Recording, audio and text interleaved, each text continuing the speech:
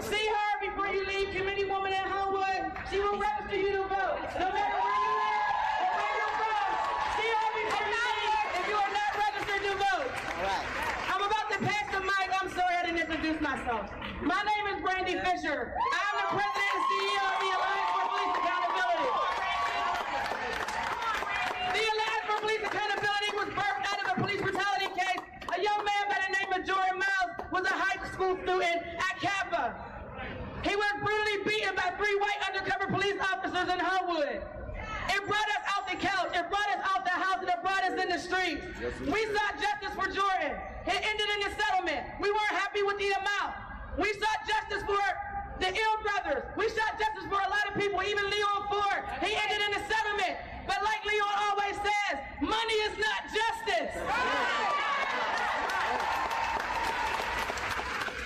Money is not justice.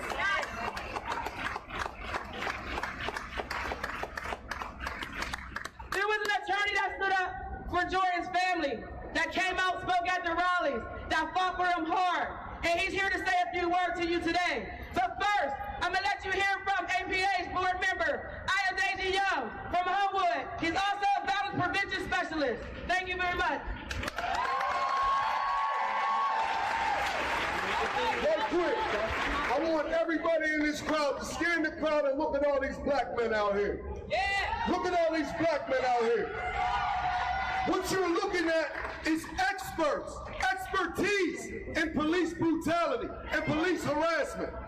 You're looking at brothers who have been subjected to being harassed, abused, and beat by police officers for decades in the city of Pittsburgh and across America and in all of these little bureaus and towns.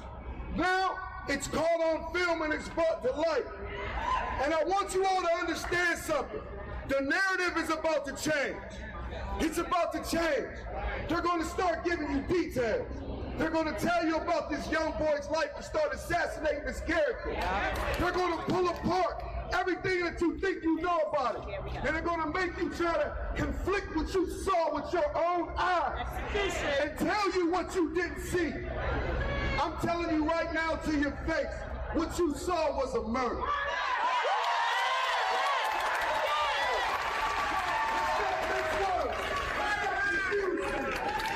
What you saw was an execution. You saw an ambulance, half-ass give effort to get that boy out of there. You saw them not give much effort inside of the actual ambulance. More importantly, bigger than that, what you saw was a murder. We're calling for a full investigation, a full open investigation. Let the people see what you guys are doing behind the scene, and if this is getting done. This cop was at work for 3 hours. 3 hours. 3 hours. And in his heart, he had murder. Yes. In his heart, he felt the need to execute a black boy. Our black boys can't make mistakes in this country. We can't have accidents. Your sons that don't look like mine, they could be in the stolen car. They could steal a piece of candy out the store. They could sell lemonade in front of their house. Right. They can play with toy guns. Right. They're going to come home at night. Our sons don't come home at night. Our sons make mistakes, and it's over for them.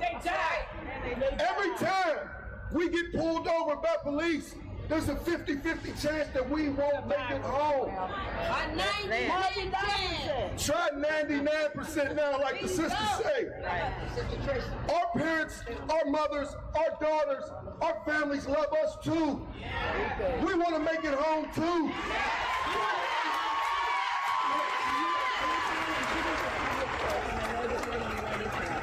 You always hear during events like this, I love when people say, well, wait a minute, there's good police officers too. What about the good police officers? You ain't no good police officer if you're quiet about the bad ones.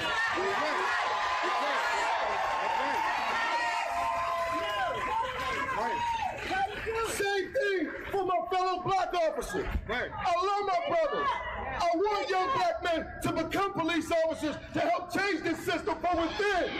But goddamn it, if you won't be quiet, we don't want you either. That's right. We need accountability from the whole police force. If you see it, say something. Right. That's what you tell us. We teach our kids to be active bystanders, and we don't want our police to be active bystanders. Right. If you know your partner is an asshole, then say something. You're just as guilty as the cop that did it if you stay quiet. Yes, you are. You're just as guilty. Yes. Yes. Justice for Antwon. The message that I have, and I'm going to pass this microphone, is two things to remember.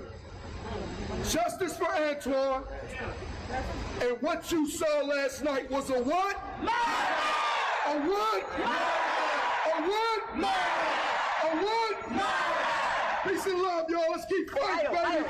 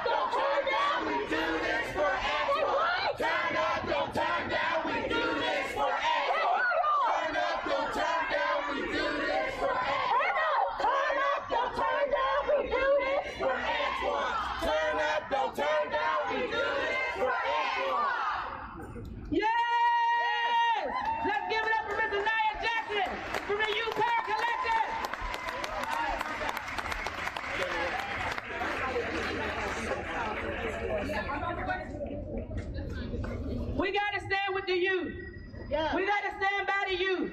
We got to stand behind the youth. We got to trust our young people. We got to let them lead. Sometimes we got to follow. Give it up for the Youth Power Collective.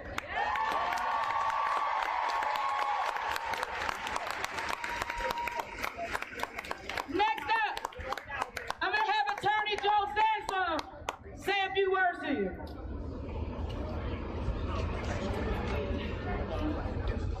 Ladies and gentlemen, it was almost 20 years ago, I stood at the coffin of a 12-year-old black boy named Michael Ellerby. Right. Yes. Uniontown. That's right. Not far from here, they shot that boy in the back. Shot in the back. He was unarmed. All he had in his pocket was a piece of candy. Wow. And you know, they killed that kid, and those police officers that killed him are wearing uniforms today. Right. There was no justice for Michael. $28 million verdict was not justice. His father wanted justice for that boy, and he didn't get it. 10 years ago, I represented a man named Jordan Miles, an innocent boy, just like Antwon Rose, walking to his grandma's house to go to sleep. And because he had dreadlocks, and because he was in a bad neighborhood where black people live, they beat that child almost to death. We got a verdict for him, and we settled it on appeal because Jordan wanted to go on with his life. I want to report to the crowd, Jordan is a manager now of the place that he works, and he married a beautiful woman a couple of months ago. So you can't keep a good man down until you shoot him in the back and kill him. There was no justice for Michael Ellerby. Say it again. Say his name, Michael Ellerby. There was no justice for Jordan Miles. Say his name. There was no justice for Leon Ford. Say his name. Leon Ford! There was no justice for Antwon Rose. Say his name. Antwon Rose! I've been in this struggle for 35 years. There was no crowd for Michael Ellerby. There was no crowd for Jordan Miles. Strong now. You people are here because you know what's happening. If it wasn't for Brandy Fisher and her people, if it wasn't for the Black Lives Matter movement, if it wasn't for all the people, black and white, I'm white, I'm standing here. All the people who are standing here to oppose this injustice. This is a change. That's right. I've been waiting 35 years for you people. Where you been? Now that you're here, let us have justice for Antwon Rose right now. That's right. That's right. I invite you to stay involved. Yeah. Just because you're here today, the job doesn't end here. Right. Every chance you get, stand up for this injustice. Right. Let it be known so that knucklehead up in Washington hears you. Make sure that justice is done for Antwon Rose. If I can be part of that justice, I will. I will speak out every chance I get. And when you're with your neighbors and with your friends who tell you this was nonsense, you tell them this is the right thing, and the people have come out to say so. We need justice for Antwon Rose. You people are part of that. Thank you for coming. Thank you, Mr. Joel Sanford. Next up, we have Nia Arrington from Youth Power Collective. Hi, everyone. So first, I just want to say thank you all for coming out here at 12 and just being here and really wanting change and wanting to bring justice to this young man's name. And I feel like we're going to do that, but this can't be the last time that we gather like this, and we're going to have to keep fighting. So I'm going to give a speech that I gave. I recently visited Columbine High School, and they had a rally on the memorial of the Columbine anniversary, and sort of just addressing violence and gun violence and what the system of it is. So I'm going to be looking not on my phone, so I apologize, but Take your time, baby. Take your time. gun violence is a systematic issue that has become normalized in every form. The reality is that America has a gun problem that was started by the American government and amplified by the American people.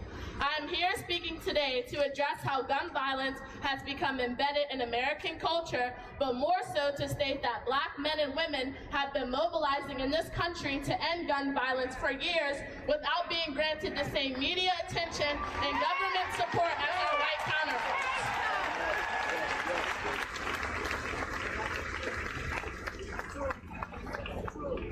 This violence lives in our streets, in our schools, in our homes, and in our churches. It has affected Americans old, Black, white, liberal, conservative, rich, poor, citizen, undocumented, gay, and straight. Despite our many differences, we are all becoming united by this gross narrative that clumps us all together and throws on the label which reads survivor or victim of gun violence. But what makes you a victim of or survivor of gun violence? If your answer is someone who has been killed by a gun or survived a situation of gun violence, then I ask you if you recognize the victims of police brutality as victims of gun violence.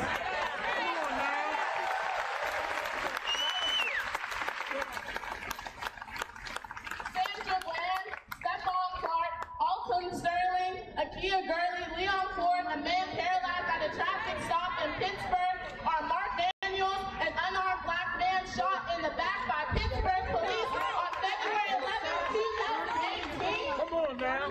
Are Antwon Rose Jr., shot 2 days ago in East Pittsburgh. Men and women who are murdered by the police officers are left out of this group of gun violence victims and survivors. Oftentimes, when we bring up the Black Lives Matter movement to end police brutality, we are met with the question, what about Black on Black crime? Well, let's talk about it. That's right. Violent crime is a socio-economic issue. According to the Bureau of Justice,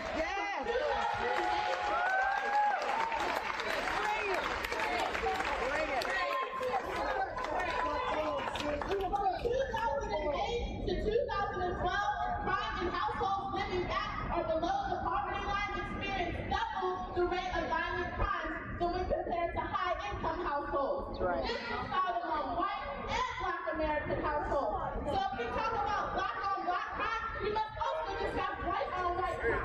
Amen. Right.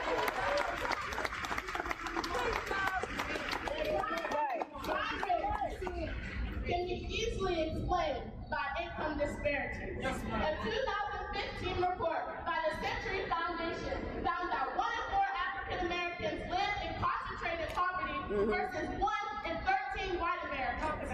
White families have 6 times the wealth as black families, and the poverty rate for black is 3 times the rate for whites. The unemployment rate for black Americans since 1972 has always been higher than white Americans. Poverty creates crime, and the American government allows these impoverished communities to exist. Instead of putting more funding into these communities, politicians implement laws like stop and frisk to criminalize citizens. Violence and over-policing go hand in hand. Over-policing leads to police gun violence, and poverty leads to violence. So if you want to talk about black-on-black crime, you must be ready to talk about white supremacy and systematic oppression.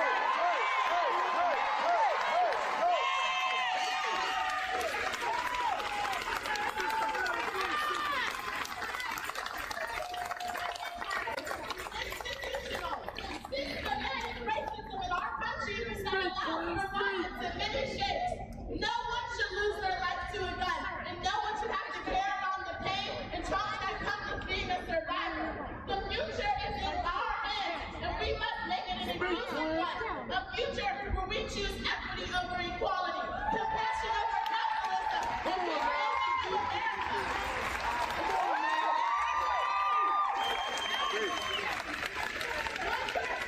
Don't die in schools, and mothers don't bury their babies. We are shape history. Black lives matter. Black lives matter. Black lives matter. Black lives matter.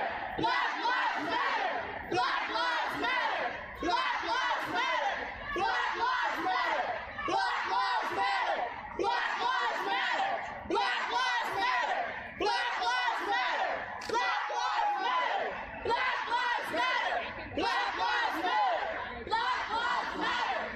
Black lives matter. It is our duty to fight for our freedom. It is our duty to fight for our freedom. It is our duty to win. It is our duty to win. We must love and support each other. We must love and support each other. We have nothing to lose but our chains. We have nothing to lose but our chains. It is our duty to fight for our freedom. It is our duty to fight for our freedom. It is our duty to win. It is our duty to win. We must love and support each other. We must love and support each other. We have nothing to lose but our chains. We have nothing to lose but our chains.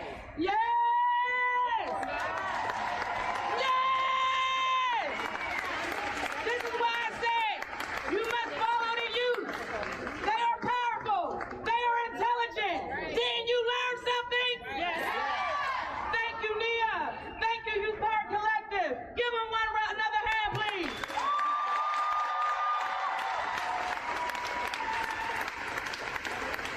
If we're going to talk about violence, we must talk about poverty. If we're going to talk about gun violence, we must talk about police brutality. Don't change the narrative. It's on purpose. If we're going to talk about violence, we must talk about poverty. Oppression. It's on purpose. Police violence is gun violence. If we're going to talk about gun violence, we're going to talk about police brutality. Mark Daniels. Remember that. Remember the truth. Remember the narrative. Don't buy what they tell you. Don't eat what they feed you. What's the police officer's name? They want to it's the law number. And we also will find out his name. Next up, They made laws to protect us. when we first started doing this work, What's his name? Did they say it? What's the police officer's name? when we first started doing this work, we don't know his name. But they released the boy that they claim killed that cop's name real quick.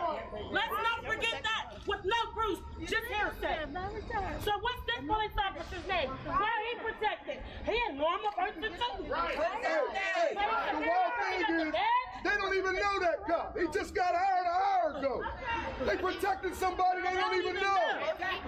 He just wearing a uniform, so he's one of them.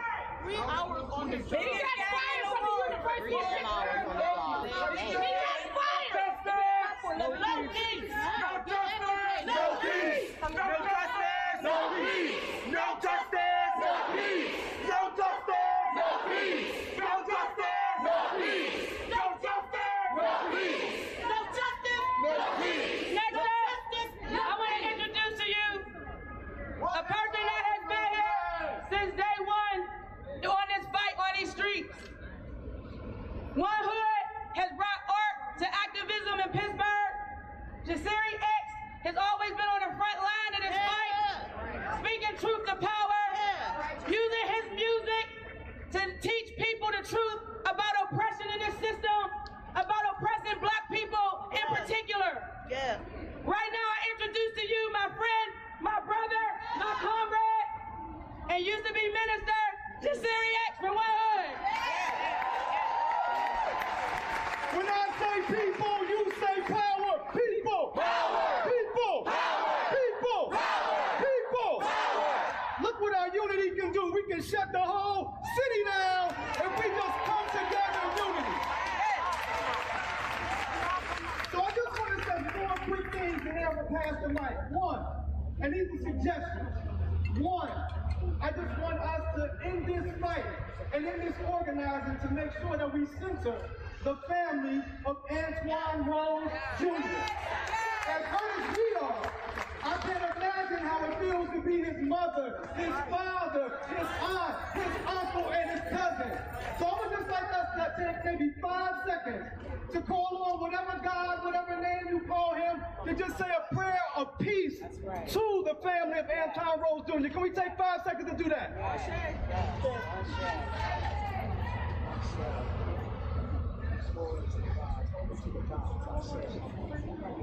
Thank you. Second thing I want to say, this is a referendum on District Attorney Stephen Zapata. That's what this is. He has always stood with brutalizing police officers, and he's never stood with the oppressed, poor black and brown people of Allegheny County. He didn't prosecute police officers, but he put charges on Jordan Miles. He didn't prosecute those police officers that brutalized Leon Ford, but he put charges on Leon Ford.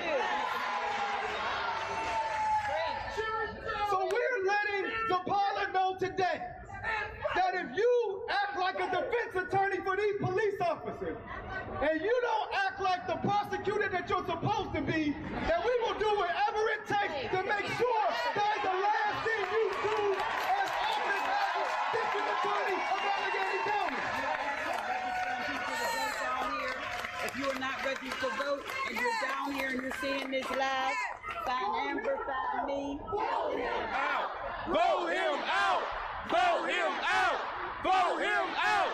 Vote him out! Vote him out! Vote him out. And I don't know if Brother Khalil is here today, but the last time I saw him, he was circulating a petition for an Allegheny County Civilian Police Review Board. Come on now. Oftentimes, the black people driving through these little counties and boroughs is more Driving wild blood! because oftentimes in these counties and boroughs, they were pulled over and shot and killed. Yes, sir. Get away with it. Suspicious activity. Less trained and paid less. Or you have a situation like in East Pittsburgh where the mayor is the chief of police is the daughter of the mayor. Come on now. So how can we expect the mayor, he's going to fire his own daughter? So we need to make sure that we have a county civilian police review board so we don't have to make the excuse, Mayor Peduto say it's not in Pittsburgh. No. We're not on that today. We can't say all lives matter, but except the ones that's not where we live. Right? The fourth thing I would ask us to do is our unity is our power. Let's hold on to this moment. So whatever petty differences we might have with one another. Whatever religious differences we might have with one another, whatever organizational differences we have with one another, let's put all that aside today. And let's think, because it's our unity is where our power is and where we get justice for one another. Let's put love and respect first. When we're divided, they win. When we're unified, we win. It's through our unity that we're going to get justice. That's why we call our organization One Hood. I'm just Siri X, y'all. Peace and love.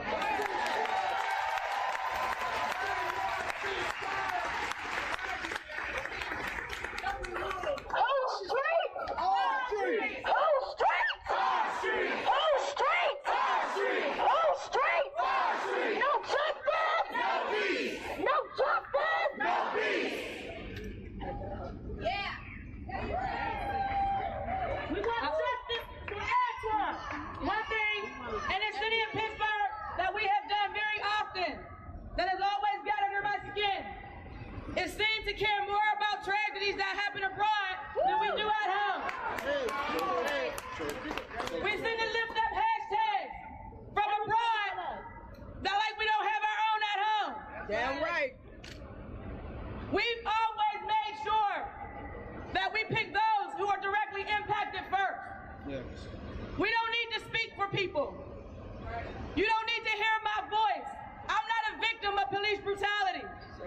But we have our own victims and some who have survived and thrived and are striving, living each and every day because you can't take the heart and the spirit out of a man. That's right.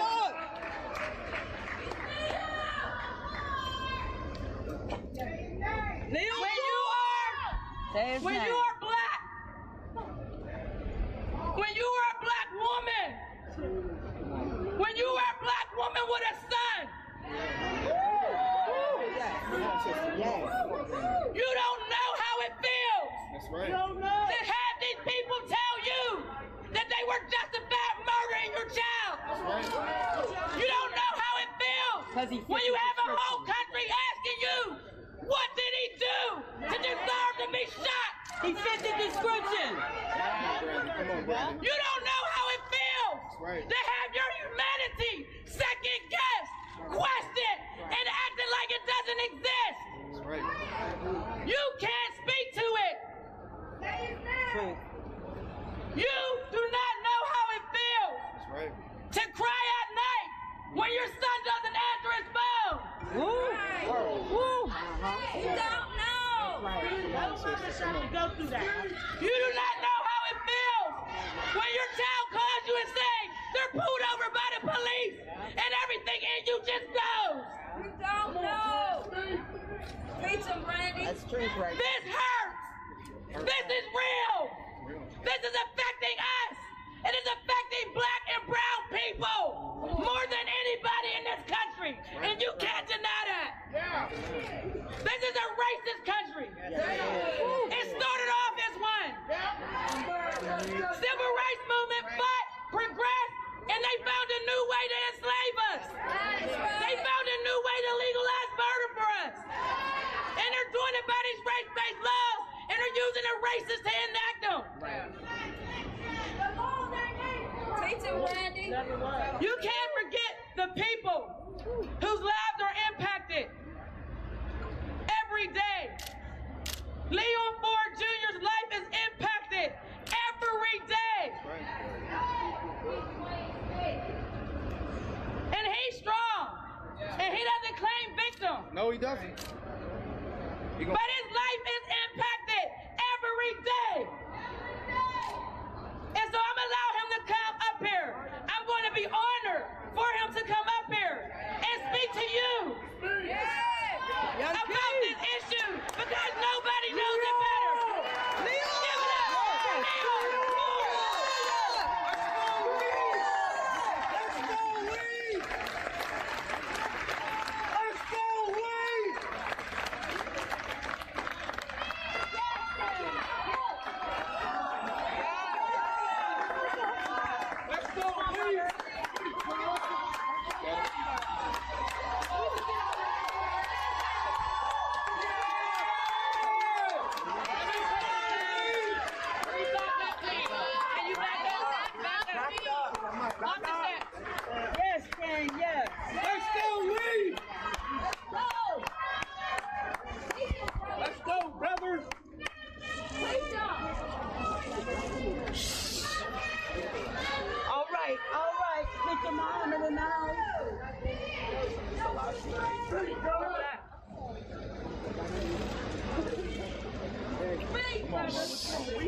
time.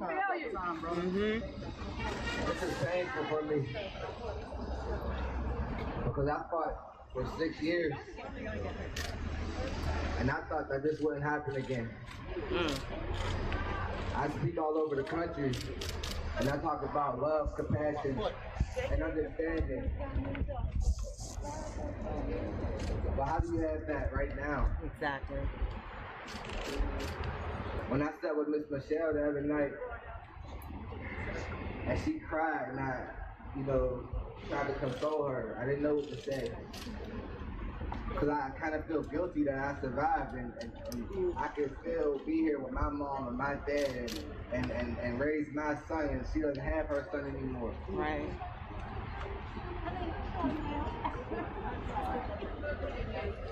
I'm congratulated every single day.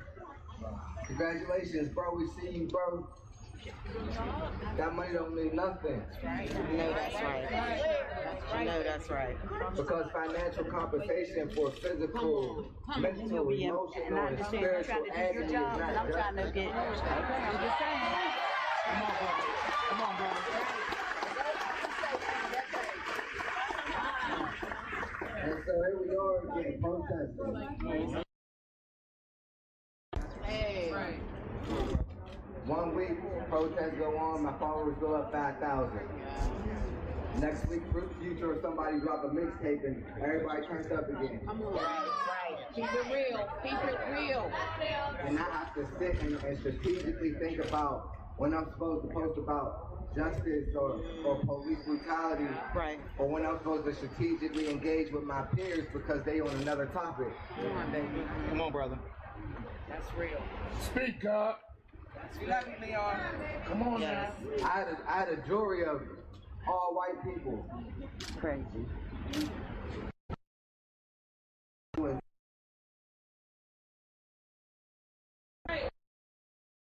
Told me it was a conspiracy. When I asked if they would register to vote, they say no. Right? So how you gonna be on my jury board if you ain't registered to vote?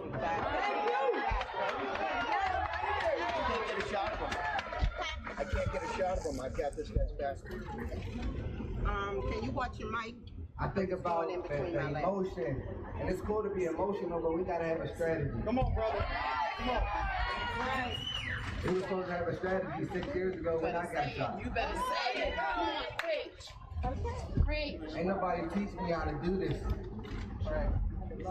I didn't learn how to organize. Say it. Frankly, I didn't want to. Say it. But I had to. Right. I didn't have a choice. That's right, baby. I want to live my life. I don't have a choice. I'm a sacrificial lamb. All right. And so I will fight. Like I told Miss Michelle. Thank you, God. His son ain't gonna die in vain. That's right. That's right. He's not. That's right. And so when people talk about the financial compensation aspect of it, that's not going to bring her son back. That's right. At all. Say that. Frankly, not at all. That's right. You know, we talk about justice. You know, the restoration of balance. Right. Come on, brother. Well, even if you put the officer that shot me, David Dervish, in a wheelchair, I still not going to receive justice. That's right. That's right. That's right. Because there's no way to restore the balance in my life and my mom's life. There's no way to restore balance in Miss Michelle's life. Come on, brother. Speak up. We can move closer to justice, but justice is really an illusion. Yes. We gotta hold these people accountable. Yes, we do.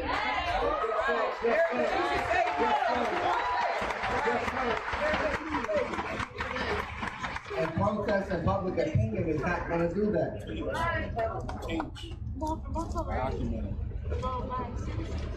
We talk about Stephen Zapala.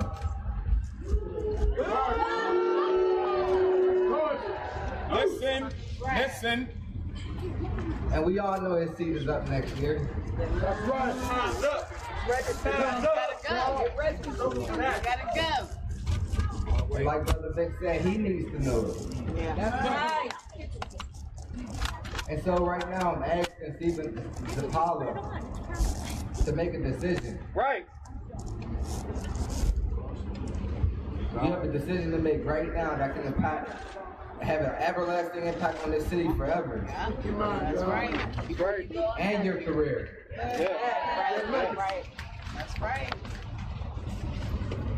And so, if Stephen Zappala decides not to pursue charges against the officer who shot Antwon, I'm asking for somebody to stand up and run against him.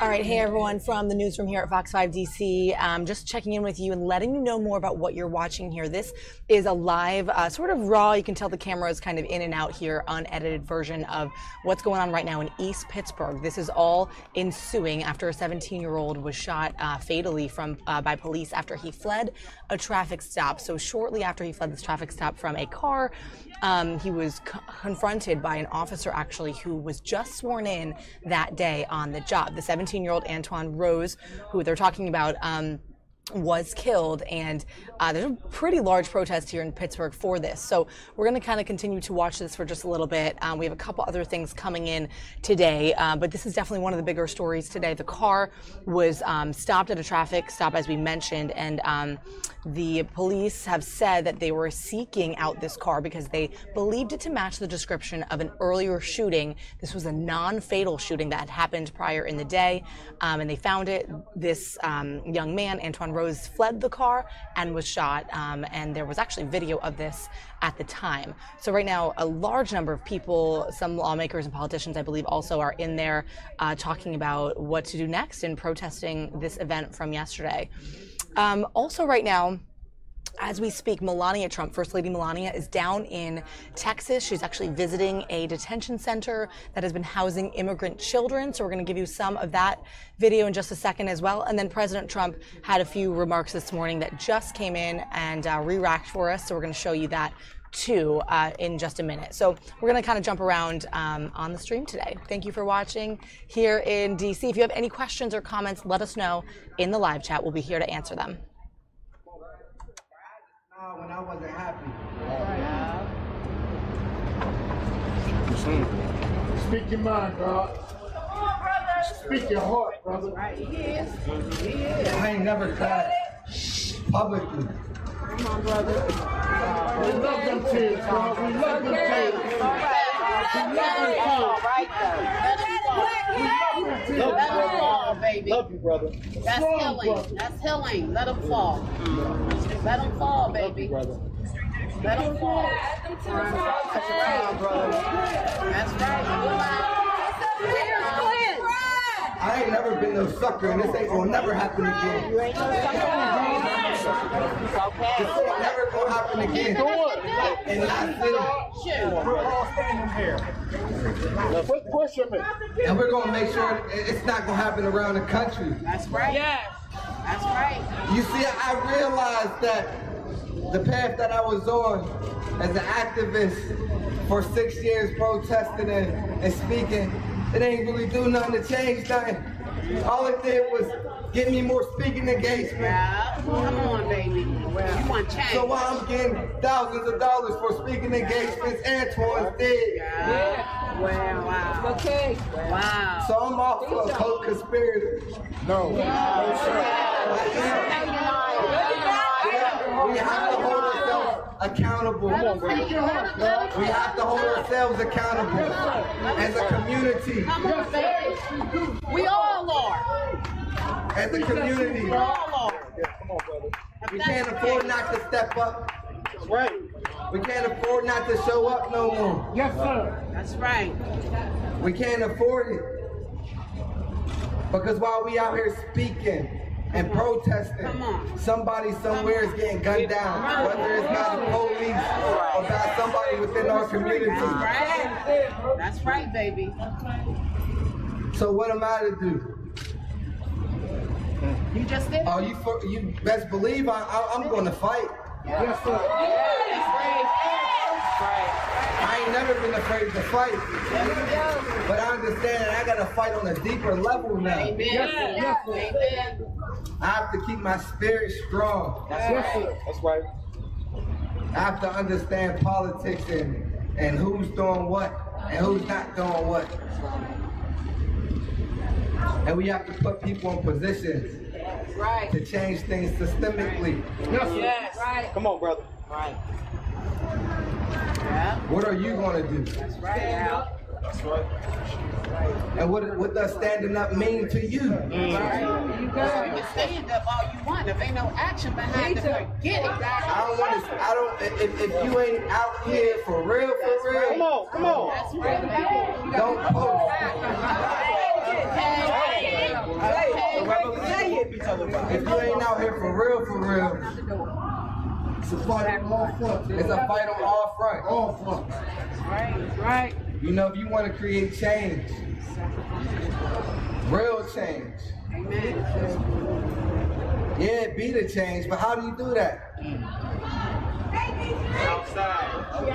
I mean, you can take the streets. You can vote. It's education. There's education.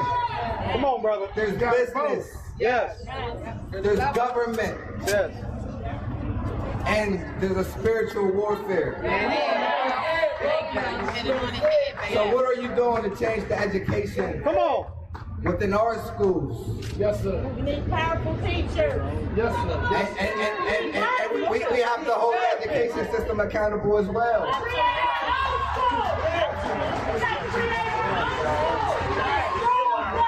Because there are strong people within these schools who are running these schools, and they're not teachers or principals. There are volunteers, and these schools will fall apart without these volunteers.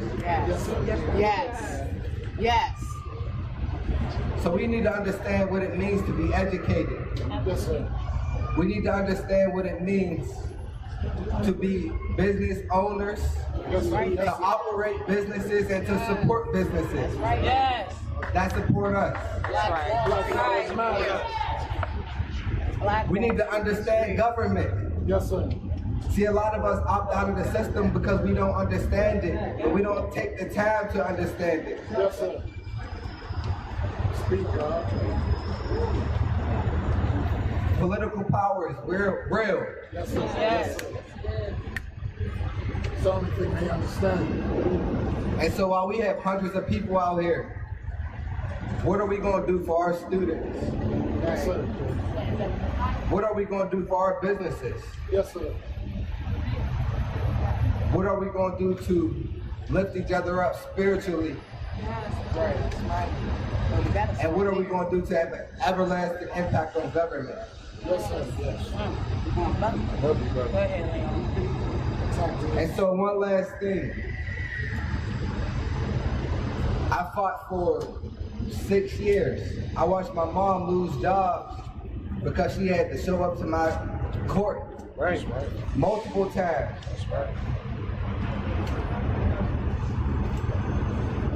And so as I think about Antwon's family, we need to help them financially throughout this fight. That's right.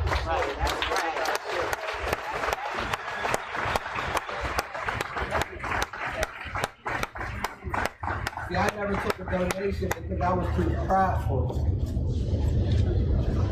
But I didn't consider what my mom and my close family members would have to go through while I was fighting for justice, while we were fighting for justice. And so, Miss Michelle, she doesn't have the privilege to just grieve in peace, because she has to grieve, but she also has to fight the judicial system. Come on, brother. Teach her. She also has to interact with lawyers and activists and organizations. Come on, brother. Teach her, brother. all of whom may not have her best interest at heart. Yeah, brother.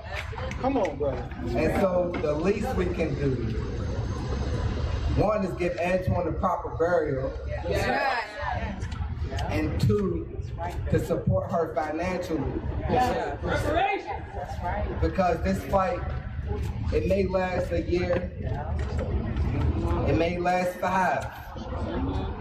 And she shouldn't have to worry about anything. Yes, sir. Throughout this process. Yes, sir. Come on, brother. So please, let's lift her and the entire family up. Spiritually, emotionally, spiritually, and financially. She raised a great young man. She deserves it. And so I must reiterate, we have to support the family, but we also have to raise dollars so that we can have political power here in this city. Thank you.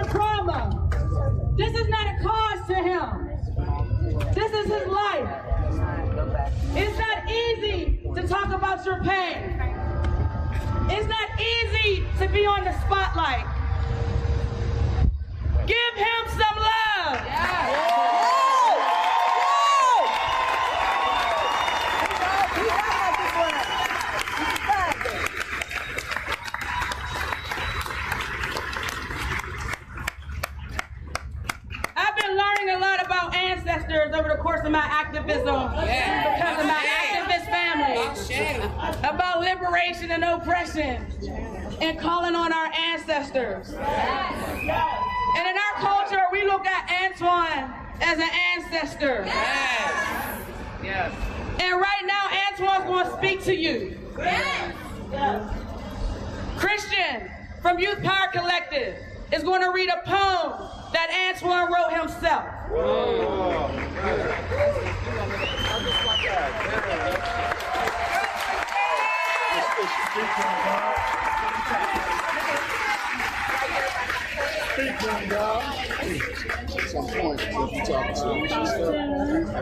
I am not what you think. I'm confused and afraid. I wonder what path I will take. I hear that there's only 2 ways out. I see mothers bury their sons. I want my mom to never feel that pain. I'm confused and afraid. I pretend all is fine.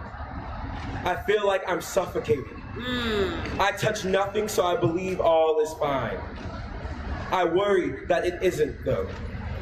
I cry no more. I'm confused and afraid. I understand people believe I'm just a statistic.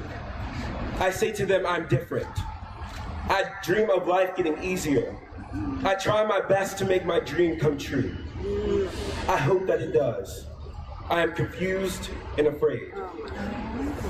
Yes, please. Can we take a moment of silence for Antwon?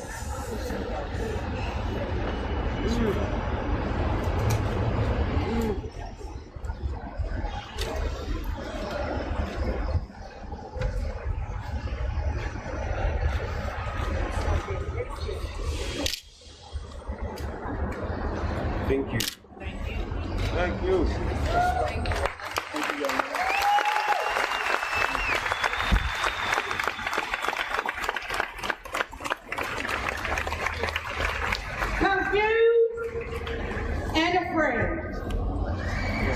Thank you. The voice of a young black boy in Pittsburgh. Confused and afraid. They're walking the streets, confused and afraid. Yes. Yes. They walk out the door, confused and afraid. Yes. Yes. And all we hear are police officers talking about how they were in fear for their lives. You're in fear of anything black and moving. Come on now.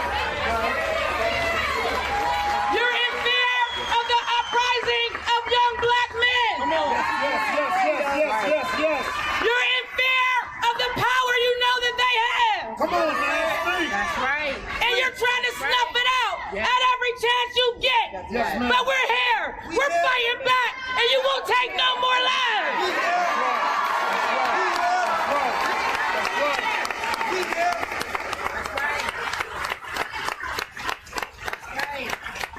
You will take no more lives and walk and have one.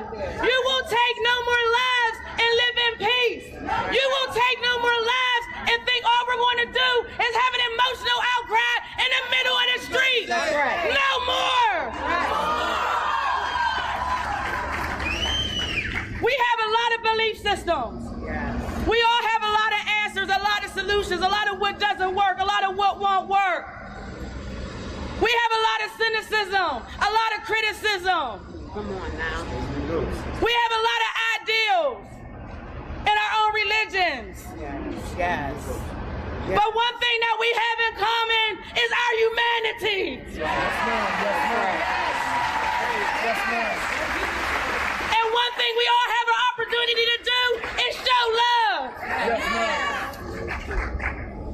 And I'm a believer in love. I'm a lover of love. I'm right here because of love. I fight for justice because I love people. I love black people. I love justice. This is about love. We love you. And if we love ourselves and if we love people, then we won't fight over differences. We will find our commonalities. And we have to understand that we as a people are against a system. That's the only division. We as a people are against a system. And we have to collectively come together because this system doesn't just oppress us by race. They oppress us economically. That's what they do first. And so when we talk about solutions, we're talking about money. Money is a solution. Come on. Great. When Nia stood up here and told you those statistics, those are not just numbers. That's real life. Black people, 60% of the unemployment rate. Where do you see police brutality? In Squirrel Hill? Come on now. Come on now. Do you see it in Squirrel Hill? Where do you see police brutality? Where do you see community violence? Come on now. Where do you see it? Come on now. It's not by accident. Come on now. And so when we're talking about solutions, we're talking about rebuilding infrastructure. We're talking about rebuilding our communities. We're talking about economic development. We have to broaden our thinking. We have to broaden our goals. We have to broaden our understanding. And there are a slew of people ready to teach. But we have to do this. And we have to rebuild. We don't just tear this system down. We have to rebuild. And you have to be ready. And the first thing you have to do to get ready is educate yourself. Pick up a book. Find a mentor. Attach yourself to somebody.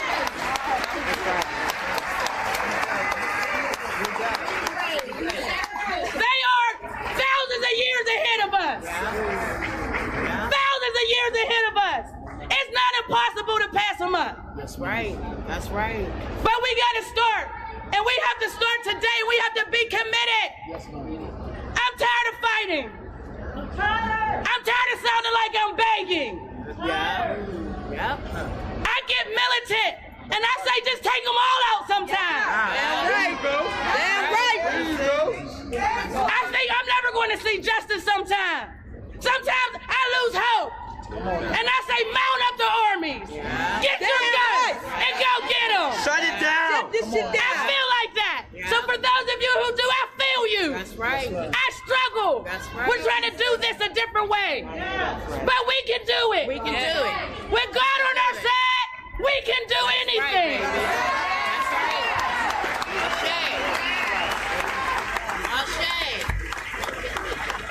God said that he will bring those in high places down. I'm standing on that word. I believe that word. And I'm ready to bring some Paulus down.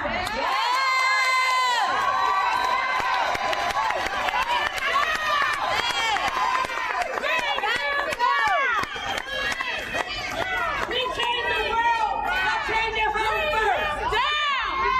And we're going to make sure that Pittsburgh is going to be a model for how you change the world.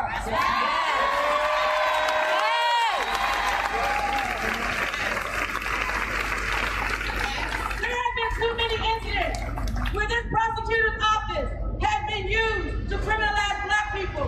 They over-sentence black people. They take juveniles and give them life. Over and over again.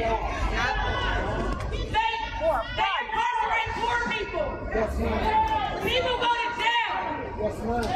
No bail. 19 years old, working hard, got a part-time job in college, get arrested for something, maybe over an ounce of marijuana. They go to jail, can't afford to get out. They can't afford the $500 bail. They get a court date set for 3 months later. There's 3 months. How you paying your rent?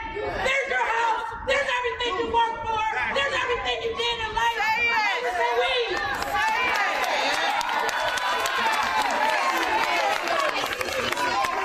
They legalized now.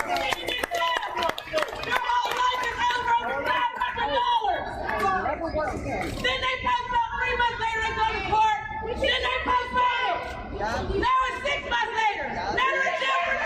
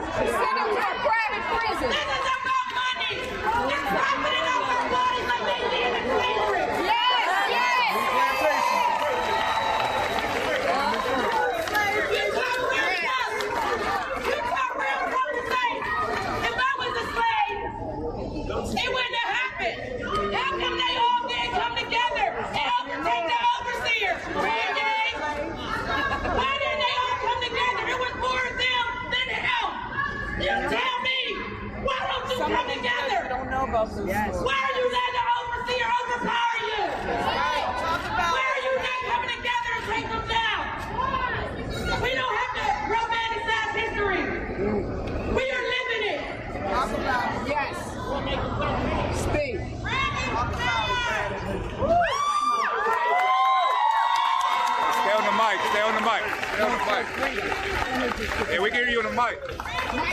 Stay on the mic. Stay on the mic. Stay on the mic. Stay on the mic. Stay on the mic. Stay on the mic. Can you hear me now? Yeah! I gotta hold the mic like an artist. Mic check. But it's a system. And we have to take this time when we're all together to get on one accord and one mind and one truth and one understanding. That it's a system. It is designed. So I started out by saying that we all have... They need an ambulance. Ambulance. A doctor? Any doctors? Any doctors? I think somebody passed out. Medic in the crowd. Is there a medic in the crowd? Is there a medic in the crowd? Is there anybody who's a medic in the crowd? We need help over here. We only need a medic. And they just stand over here. Please, yes. That's the devil. Everybody else come back. All right, your attention right here, please. Can I have your attention right here, please? Can I have your attention right here, please? Somebody needs help, but they don't need you encroaching upon them. They need space. Right. It's a spiritual battle. Just let the people through. Let the help through. Yeah. It's a spiritual battle. Okay. It's a spiritual battle.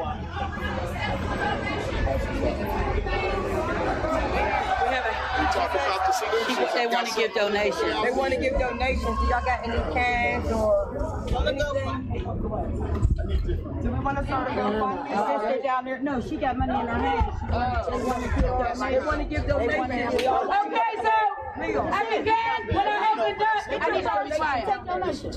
Wait a minute. Right now. Not future. Right now. I started out talking about how we have our differences and how we allow them to divide us. And I want to end telling you that it all plays a part. I'm going to need a battery. It all works together. I'm up on the steps. You need to be in the streets. You I'm need right to up on the steps protest. next to the lady They with the need to see bullhorn. how many people care about this issue. The reason why black people are oppressed and stay that way is because a lot of poor black people don't vote. And so when we come down here with our issues, they don't have to worry about us to stay in office. So they don't have to answer our issue. They don't have to answer our need in their mind. Because our vote is not determining whether they stay in that seat or not. So that's why we say vote. So that's why we ask you to register to vote. So people say protest doesn't work. It does. It shows political power. You push people with your presence. You know how they all come to your neighborhood and want your vote? Yeah, you matter. That's right. You matter. That's right. And not just when you know how some people say voting doesn't work? It doesn't matter whatever politician get in office, they're all crooked. Well, if you were a politician, would that be true about you? Yes. Do you think you would be crooked? It's about getting the right people in office. Sometimes we think they're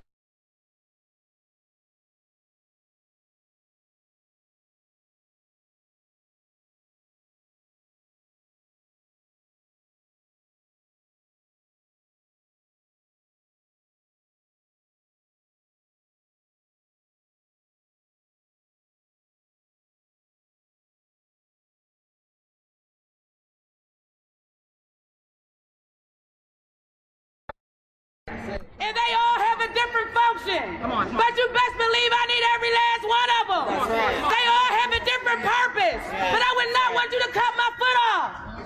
Everybody is needed. Every piece matters. It's about strategically putting it together to get the outcome that we need. That's right. The reason why things haven't worked, the reason why we haven't seen real change is because we've had leaders. The person that was standing here was being bought out by politicians. We had leaders in the city of Pittsburgh that are black who have been bought out by politicians. Right? So the reason you haven't seen change is not because change is not possible. It's not because they're oh so powerful and more powerful. It's because you haven't had the right people in position. It's a new day. We got the right people in position. We have the youth leading us. We have revolutionaries calling the charge. And we're here to follow. We're here to put Zapala on notice.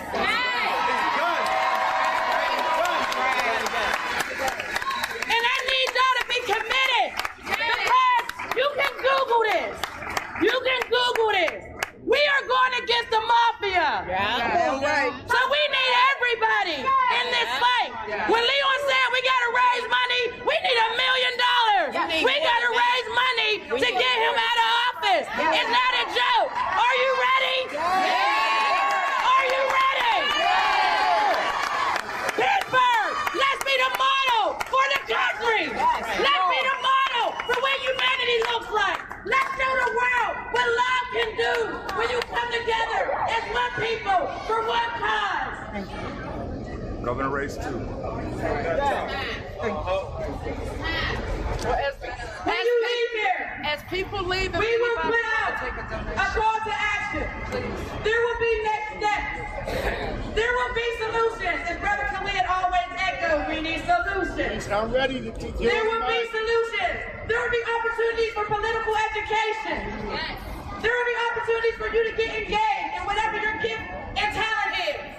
Don't say you're ready and leave here and go back home and wait for me to call you. That's right. And tell me you're ready. Yes, I agree with that.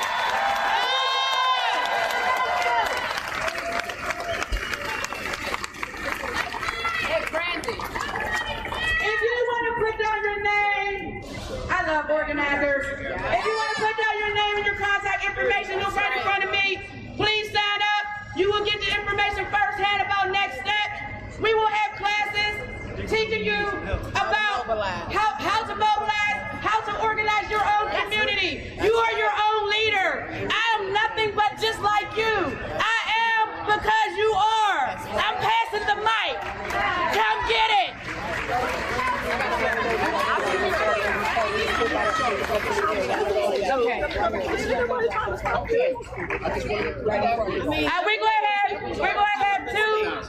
We're going to have two more speakers. One, Miss Sandra Cole from Hazelwood, Organization Poor Law. We have organizations because we have to organize. We just people who care. But Sandra fought for her husband, who was falsely imprisoned for 18 years. Innocent. Innocent. It took 18 years to prove it because of the system. Come on now. Right. Think about it. And she fought Think about it. for that man. Yeah. I said it's love. 18 years. It was here when he walked out the door. That's right. Think about it. That's all. It's a long haul. You got to be down for this fight. You got to dedicate your life. Our people died. Antwon died. People died for this. And you complain about the hours. You complain about the rain. You complain about the cold. You complain about all your conveniences and inconveniences. You have to sacrifice your life for this fight. That's right. It's a lifetime because we're building a world for the next generation. That's right. And the next generation. And so I'm going to pass the mic to Miss Sandra Cole. And then lastly, we're going to close out with a daughter speaking to you. The daughter of a man that was murdered by the police in Duquesne. She'll send you home. Thank you. Thank you. Come on, son. Come on, son. So I would like to just say, hello, can y'all hear me? All right, for y'all to know me, what does this mean, y'all? Black power. What do it mean, y'all? Black power. Y'all know what this means? Put your horns up. Because guess what? It's time for change. And we are the change, y'all. It's time, right now. Right now. We're in a season that we have to change right now. And it's critical that we do it right now in this season. That's how powerful this next movement is. Understand this, y'all. Stephen Sapala never tried one case. Not one. Never. He was put in a chair. You hear what I'm telling y'all? This go back. This is long money, y'all. This is long money. I mean, the money that runs through the unions that don't let the black folks in. Come on, y'all. Y'all know what I'm talking about. Y'all know what I'm talking about, right? Y'all know what's going on in our communities now, right? This economic development shit, right? Y'all know what it says to me? I feel like they're saying I'm coming back for my plantation. That's what it feels like. Because you get them in there, you get the contractors, then they got their own sub, and then they're picking their own general labor. Can we eat? Break it down, sis. Can we eat? Break it down, sis. We got to change the system, y'all. We have to change it. Leon said he asked us a question. what will we do? How will we do this movement? We have to plan, organize, and control. Let me hear y'all say that.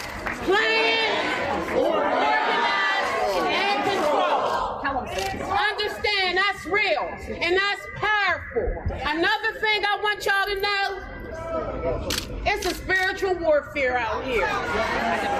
You hear me? It's a spiritual warfare. You know, they got so much money in that heroin academics, but they ain't got no money on that black-on-black crime. Nope. It's a problem. Nope. It's a problem. They got all that money for the heroin academics, all kind of grants you can put in. But it ain't the same. But guess what? We can't wait for them to save us. We got to save ourselves. We can save us. We got to save ourselves. So let me hear y'all say power to the people. Power to the people. Power to the people. Power to the people. Power to the people. Power to the people.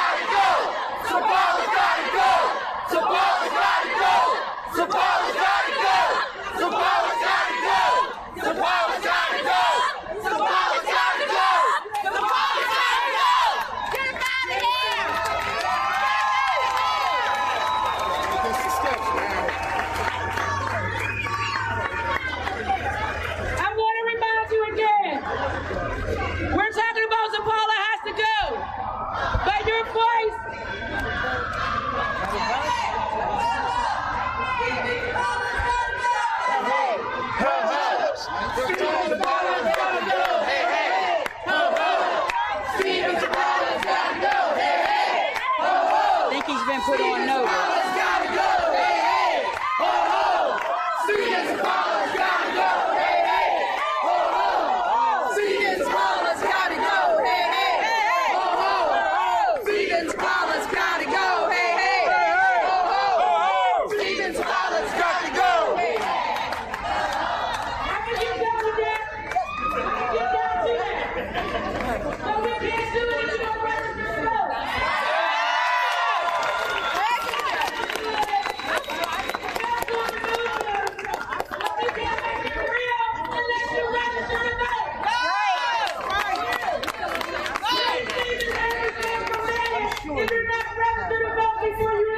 That's right.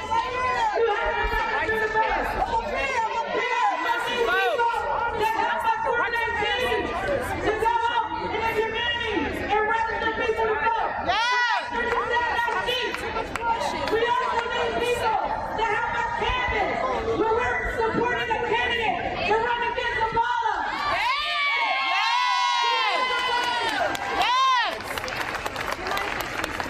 We need your money. We need your pride. We have to do this together. And we got to do it smart. We have to do it smart.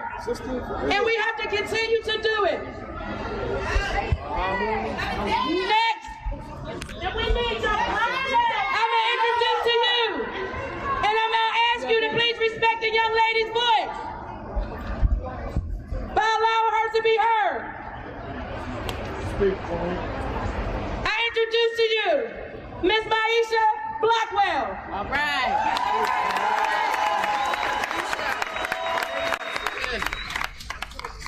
Hey everybody, so we're watching this protest inside the newsroom along with you. Thanks so much for joining us on this. This was coming up right away when we came up on our stream. We're going to get back to it in just a second. I just want to give you a couple quick details in case you're just joining us. Of course, this is the protest continuing on from yesterday after dozens of people emotionally hung outside of the police station in East Pittsburgh. It's about 5 miles east of Pittsburgh proper downtown to talk about what they thought about what happened and to really protest the police chief and the police force as to what happened. Apparently, 17-year-old Antwon Rose ran out of the car at a traffic stop. He ran to an older woman's kind of side yard in her house and was shot by a brand new, just sworn in rookie police officer on the force. Now, the 20-year-old gentleman who was driving the car was actually taken into custody and then released.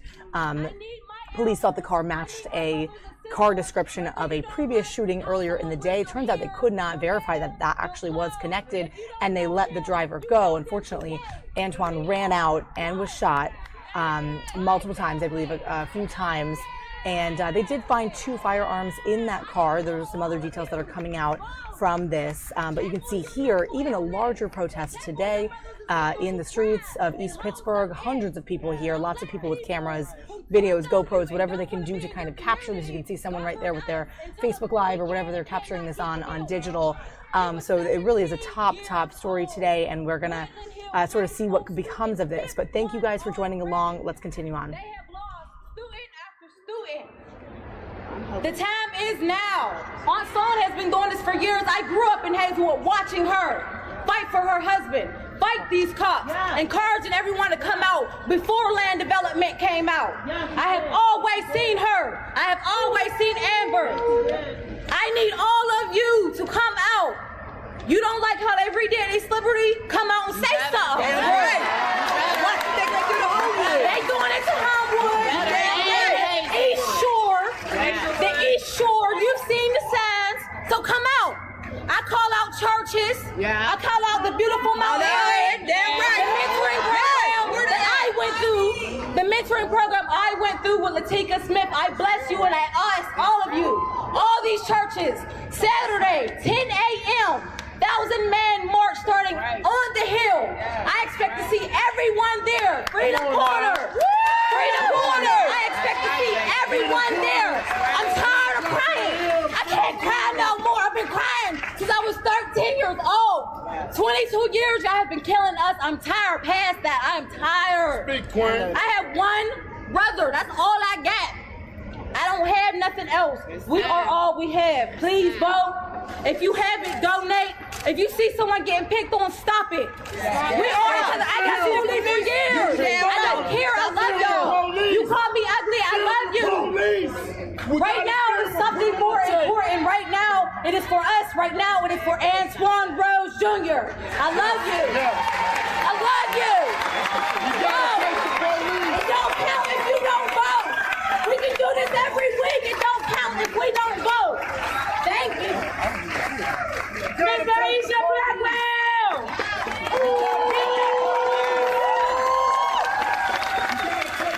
Yes, Blackwell! Put him on tape! Film the police! Put him on tape! I'm sorry. That Antwon Rose Jr. was a Woodland Hill student. We've been out in the Woodland Hills community doing a lot of work. Cameraman, y'all blocking the... From freeing our students from the abuse of the police in their school, from the monster of a principal they had, abusing them physically. Say it again. We did a lot of work out there, and the students led that charge as well.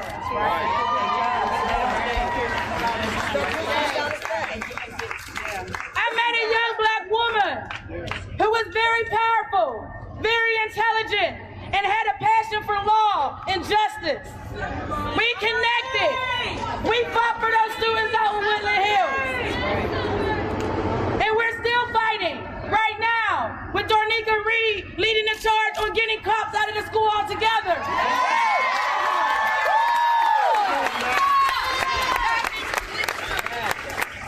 But let me tell you how we win and how we change systems. We started on the ground, organizing the community. We then demanded that the principal be fired. The school board refused. Summer led a charge, along with Dornica Reed, of writing campaigns for candidates for school board. We replaced 4 seats on the school board of Woodland Hills.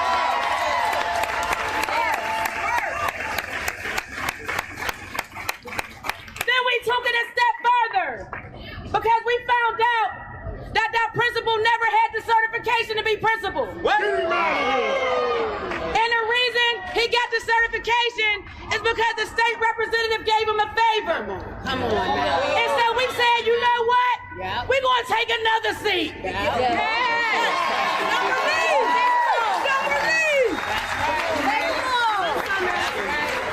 And let me be clear.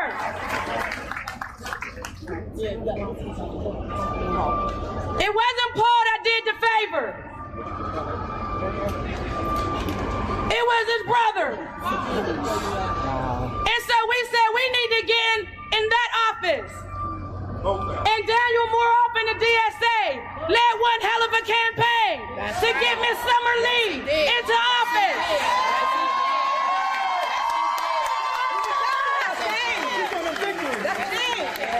She made history. She made history. You made history. We made history.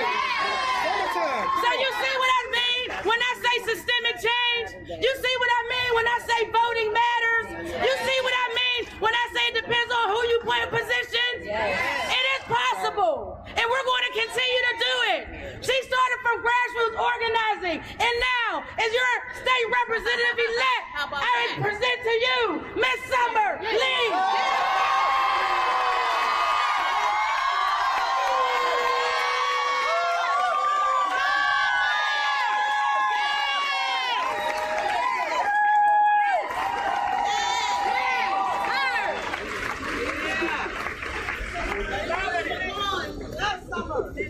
This happened to our community.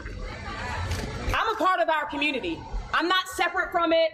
I'm not somebody special in our community, but I'm somebody who is standing right here with everybody else, grieving and mourning and processing just like everybody else has been doing in our community. And it isn't just with Antwon.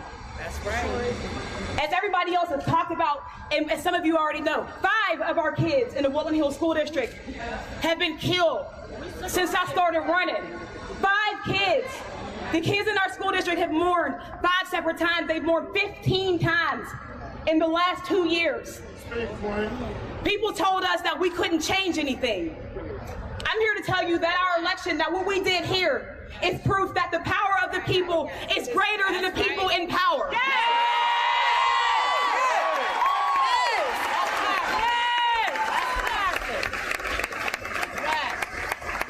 I'm here to tell you that people told us that we could not elect a black woman in Western Pennsylvania.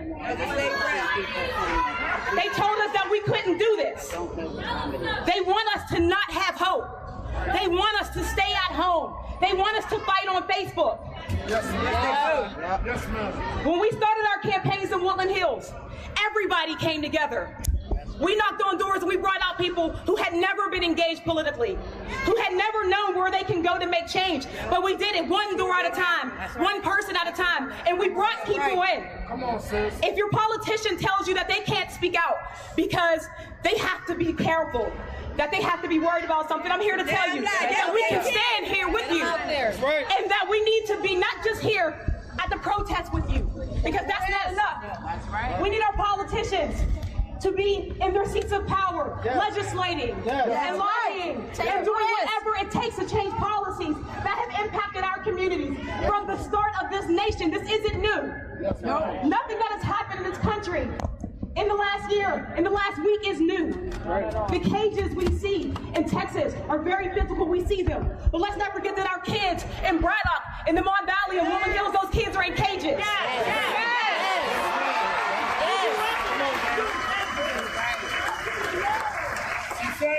She's saying something. So many people have said today that we have to vote. Yes, we have to vote. Message. But our ancestors did not die just for us to have the right to vote. Our ancestors, these young people who was just shot in the back, These people died for us to occupy seats of power. You're damn right, said it again, Summer. So there is a revolution going on right now. And no, it's not just on Facebook. There are action steps, as Brother Khalid has said. There's a next step. Yes. So if you think that any DA in this country is going to continue to have a seat, to occupy a seat and let black children get killed by police and won't hold police accountable, not only will we vote them out, we will replace them with our own candidates.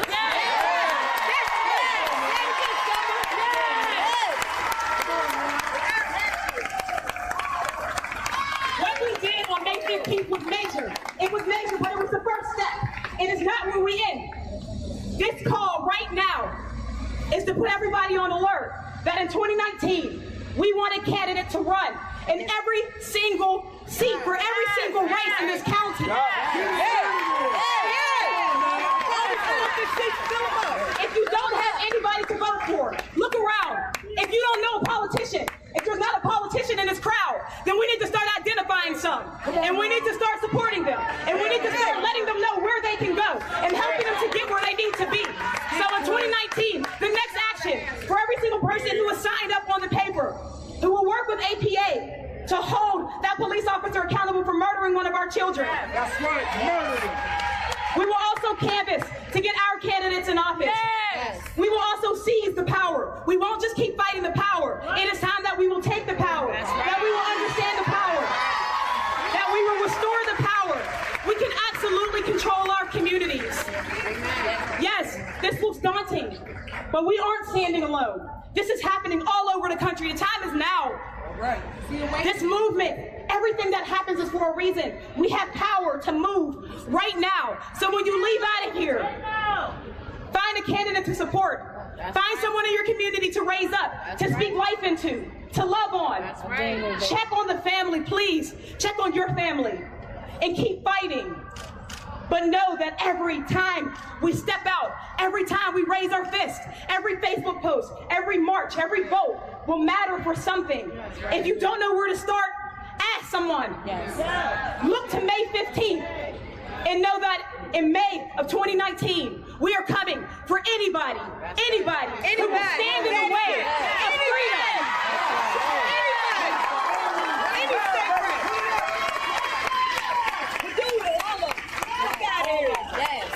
And we will do it together. The country is watching us. They are. Political establishment is shaken. Yes. They're scared of what we can do together. Yes. Together we stand. We're going to honor the life of Antwon Rose. We're going to support the children from my community who are struggling and grappling and mourning. And then we're going to take power. Yes. End the discussion. Miss Silver Lee! Miss Silver Lee! It is summertime. It is summertime. But you cannot forget, the primary was in May. We still have to go back to the polls in November to solidify summer seats. That's right. It matters who you put in position. We got the power. It matters who you put in position. Did you hear Summer speak? Yes. She's a politician. Come on. Yes. It matters who you put in position. So we're going to have people who think like us, who feel like us, who live like us, who love like us, and who look like us, making the decision to govern us.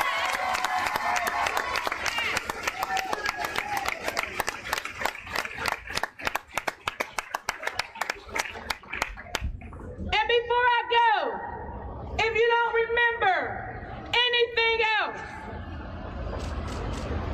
if you don't leave here and think about anything else,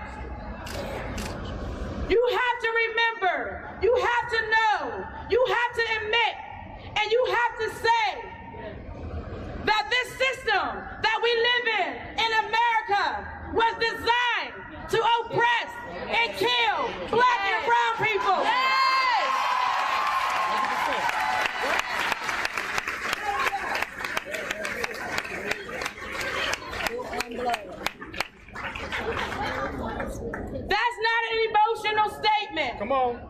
fact. That's a fact.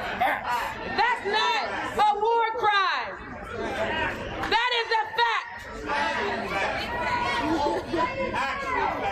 And so we are still living in a system that hates black and brown people. That's right. Talk about it. And we are going to dismantle this system. Piece by piece. And rebuild one. That is built off of love, unity, and humanity. That's what should govern us. That's what should lead us. And that's what should guide our decisions that we make about people. And one thing I want to highlight that Maisha spoke about, that we don't talk about enough, that impacts this legal system, that these people are abused in this legal system more than any other people, are people with disabilities.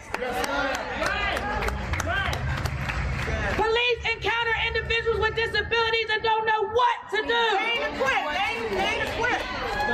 6 months worth of training. Bruce Kelly. Bruce Kelly Jr. was murdered by Port Authority police in Wilkinsburg because he stabbed a dog that they sent to attack him. He was a man known with mental illness.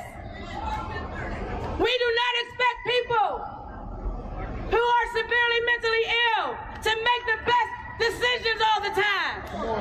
That's not reasonable to expect all of the time. But on the flip side, we also do not demonize people who have mental illness and blame their mental illness for any and everything.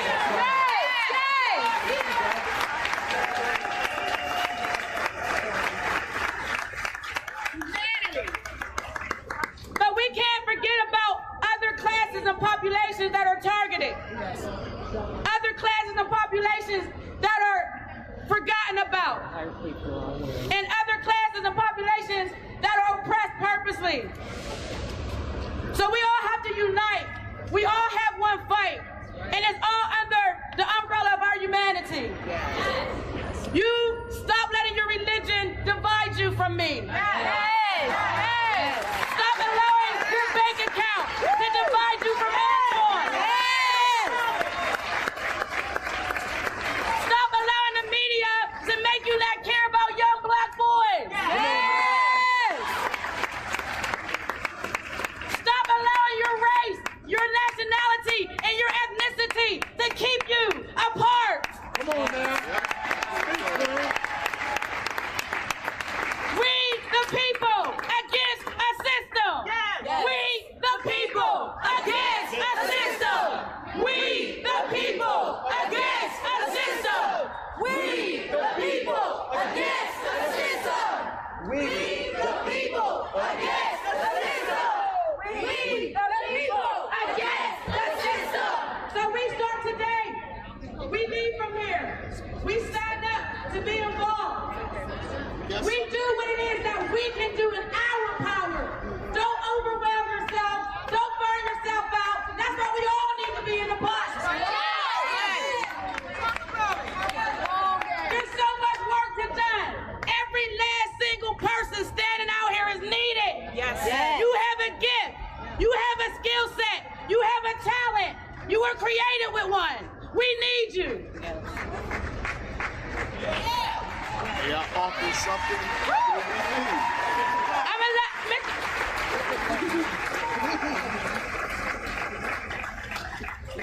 And before we leave, so I don't get a beating. I know that's right. So my elder, you get ready to get one. I'm going to pass this mic to Brother Khalid Rahim for about 2 minutes. I only got 2 minutes. I don't know what that means, but all power to the people and free the land. So I hope this mic is working. Is it all right?